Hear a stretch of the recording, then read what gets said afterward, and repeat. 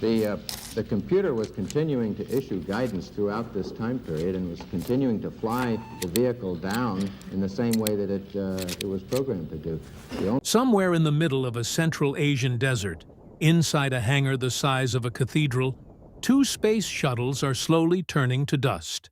No velvet ropes, no museum placards, no guided tours, just rusted scaffolding, collapsed ceiling panels, bird droppings caked 3 inches thick, and the ghostly silhouette of two spacecraft that were once the pride of a superpower, sitting exactly where workers left them in 1995, untouched, unmoved, forgotten.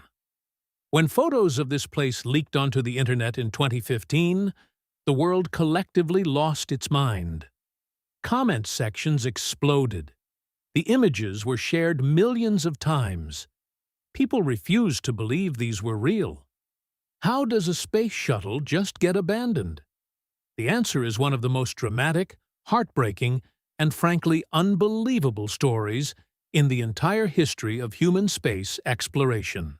But it involves Cold War paranoia, billion-dollar political gambles, an engineering achievement so extraordinary it still stuns aerospace experts today, and one of the most catastrophic institutional breakups in modern history. This is the story of the Buran, the Soviet space shuttle that flew perfectly, proved everything, and then was left to rot in the desert. And today, on the History Chronicle, we are pulling back every layer. If you are new to this channel, welcome. Hit that subscribe button right now and ring the notification bell.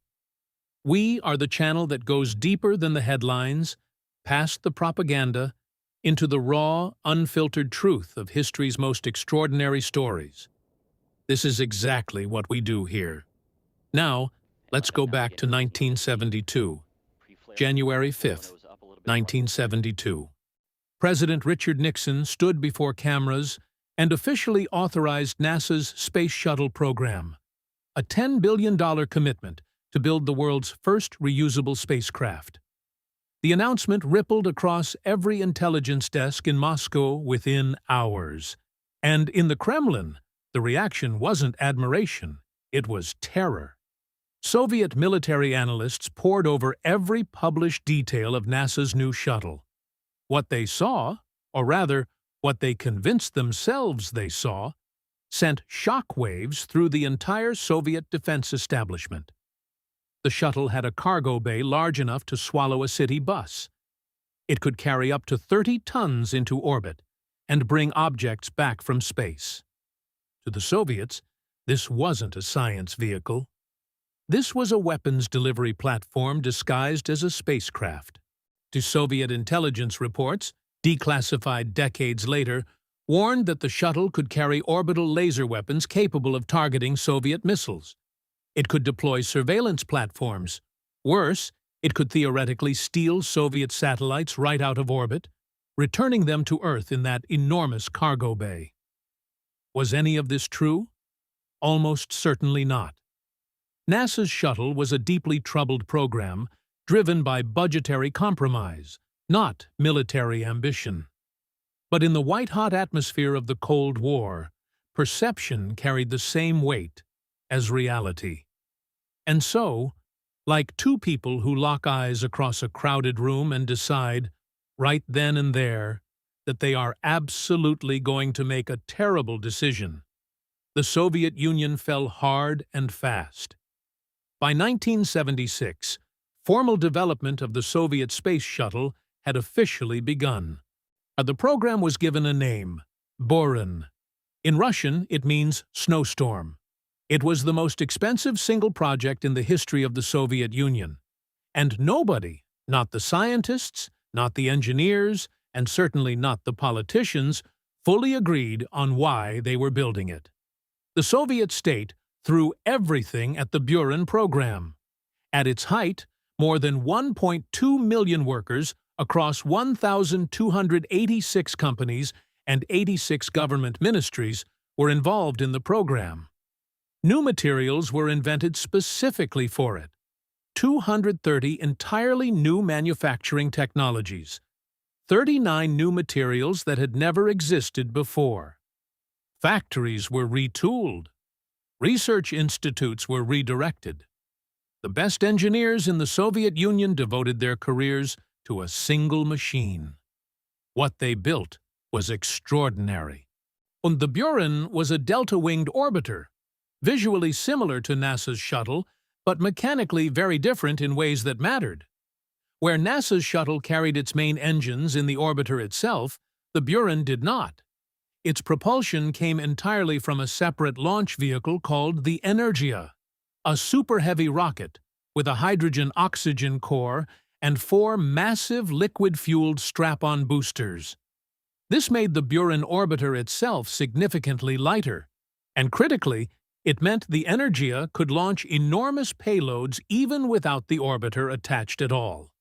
But the feature that truly set the Buran apart, the one that still makes aerospace engineers go quiet when they discuss it, was its autonomous flight system. The Buran didn't need pilots. Its onboard computer systems were sophisticated enough to handle the entire mission profile, launch sequencing, orbital maneuvering, re-entry guidance, and precision landing, all without a single human hand on the controls. NASA's shuttle required trained astronaut pilots for every phase of flight. The Buran was designed from the beginning to fly itself. By the mid-1980s, construction on the first flight-ready orbiter, officially designated 1K, but emblazoned with the name Buran on its fuselage, was nearing completion. The spacecraft was transferred to Baikonur Cosmodrome in Kazakhstan, the largest operational spaceport on Earth, and mounted atop the Energia rocket. The whole world was watching. November 15, 1988, 6 a.m. local time. Baikonur Cosmodrome.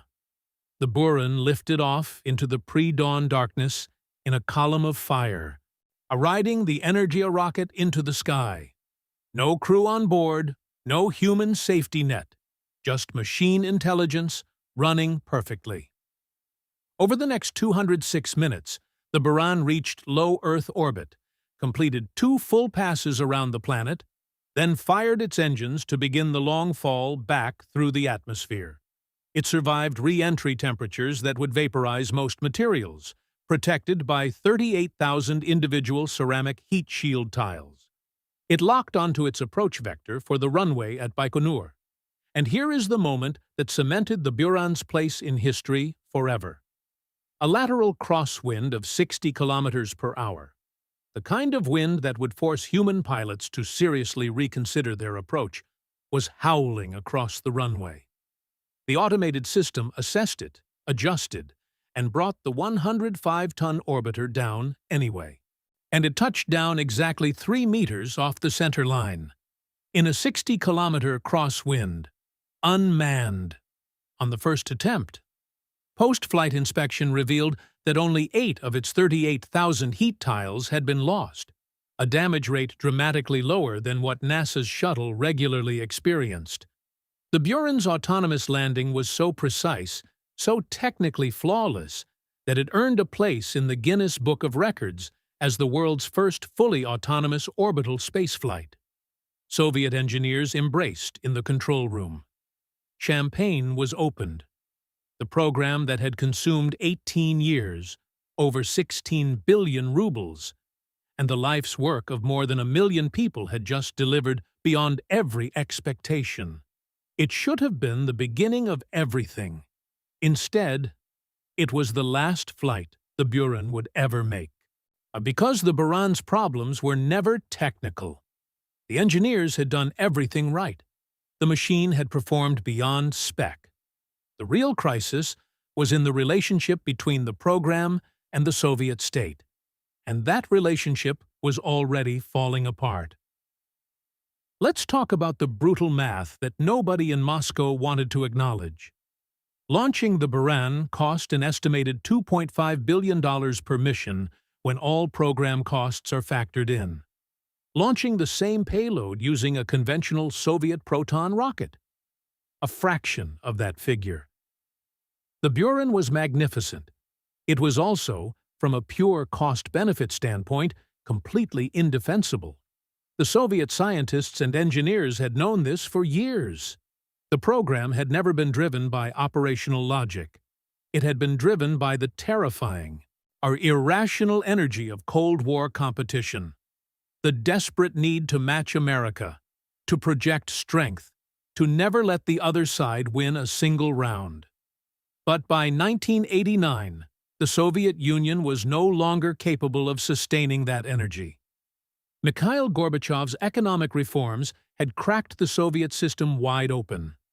Funding for the Buran's second test flight, planned for 1991, was quietly slashed. Then the launch date was pushed, then pushed again, then indefinitely postponed. A third flight, which was supposed to carry an actual human crew, was cancelled outright. 2 additional orbiters under construction, 2K, nicknamed Petichka, Little Bird, at approximately 95% completion, and 3K at roughly 30%, were simply left where they stood.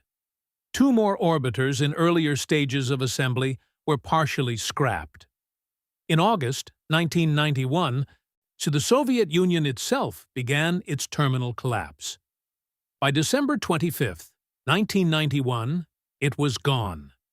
And on June 30, 1993, President Boris Yeltsin formally terminated the Buran program. No ceremony, no final tribute, no acknowledgement of the million workers who had given their careers to it.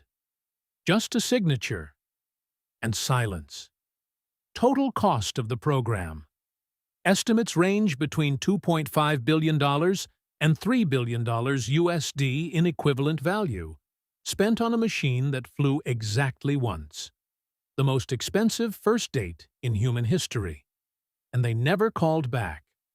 The physical story of what happened to the Buran vehicles is, if anything, even more devastating than the political story. The original Buran, the one that flew, was stored in a massive maintenance hangar at Baikonur called the MIKRN building, stacked alongside an Energia rocket test article.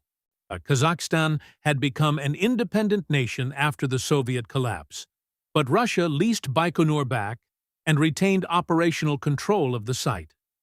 What Russia did not retain was any meaningful interest in maintaining the buildings where the Buran sat. Years passed. Maintenance requests went unfunded. The massive roof of the MIKRN building accumulated water, debris, and structural fatigue in silence. Nobody came to inspect it. Nobody came to fix it. On May 12, 2002, the roof collapsed. The original Buran, the record-setting, history-making, world's first autonomous orbital spacecraft, was buried under tons of falling concrete and steel. 8 workers died in the collapse. The orbiter was completely destroyed. What remained was cut up and scrapped. The machine that had outperformed every expectation, while that had proved itself flawlessly in the most demanding test imaginable, was killed not by a rival nation or a technical failure, but by a leaking roof that no one bothered to fix. Meanwhile, in a separate facility called the MZK hangar, Tichka, and a non-flying engineering mock-up, the OKMT, had sat undisturbed since 1995. Ownership of these vehicles was eventually transferred and sold to a private Kazakh businessman. Security was minimal. The buildings decayed around them. When photos finally leaked in 2015, showing the orbiters entombed in bird droppings, surrounded by collapsed ceiling tiles, Soviet-era office computers still sitting on desks, as if waiting for workers to return. The world's reaction was a mixture of awe and grief. Our urban explorers began describing the site as the Everest of abandoned places, requiring a 75-kilometer round-trip desert hike, mostly at night, to avoid the active security patrols of what remains a functioning Russian spaceport. In 2021, vandals reached the Petichka orbiter and tagged it with graffiti. The owner had it painted over in white. As of today, there has been no confirmed plan to move these spacecraft to a museum. They remain exactly where they were left, slowly dissolving into the desert. Here is the truth that history hands us, stripped of politics and propaganda. The Buran worked. It flew further, landed more precisely, and operated more independently than anything the Western world had built at the same moment in time. Over 1 million human beings gave their expertise, their years, and their creative energy to this machine. They succeeded, technically, completely, beautifully. And the system that commissioned them, that demanded their brilliance, that spent the equivalent of billions of dollars to see their work realized, abandoned them, abandoned the machine, abandoned the dream, left it all in a crumbling hangar in the Kazakh desert for birds to nest in. The Buran is not just an abandoned spacecraft. It is the most precise metaphor for the collapse of the Soviet Union that history has ever produced. A system that demanded greatness, achieved it, and then couldn't survive long enough to use what it had built. And those two ghostly orbiters, still sitting in that hangar right now, covered in dust, cracked by heat, stripped by scavengers, are still there, still waiting, and still asking the question that history never fully answered. What if we had finished what we started?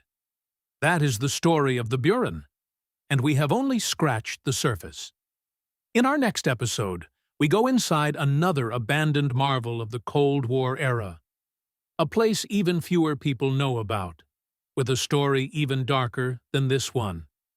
If this episode hit you the way it hit me, share it. Drop it in someone's feed who needs to see it. Leave a comment below telling me, do you think the Buran deserved better? Subscribe to the History Chronicle if you haven't already. This is what we do here. Real history, real depth, zero filler. I'll see you in the next one.